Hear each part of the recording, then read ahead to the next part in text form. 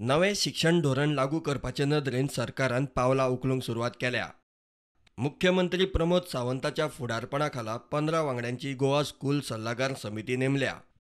ही समिती सरकाराक शिक्षणाविशीं सगळ्या गजालींचेर अभ्यास करून मार्गदर्शन करतली।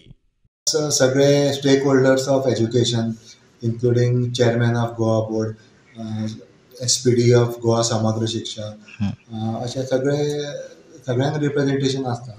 सो नॅचरली कोण एडवायस दितलो तो बरो आनी करेक्टूच एडवायस दितलो, आनी घेवपाचें काय ना घेवपाचो तो मागीर गव्हर्मेंटाचेर आसताच।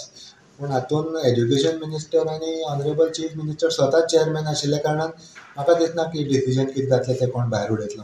ते नोटिफाय जाले म्हणल्यार आतां केन्नाय आमी एजेंडा कितें आसलो जाल्यार कावन्सिलाच्या फुडें दवरूंक शकता।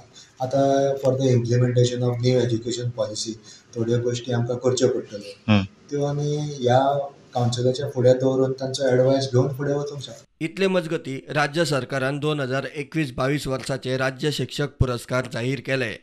सरोजिनी गांवस, डायगो पिंटो, गणपतराव राणे, देविदास कोटकार, सुभाष जाण, मारियो कोस्ता हांकां हो मान फावो जाला।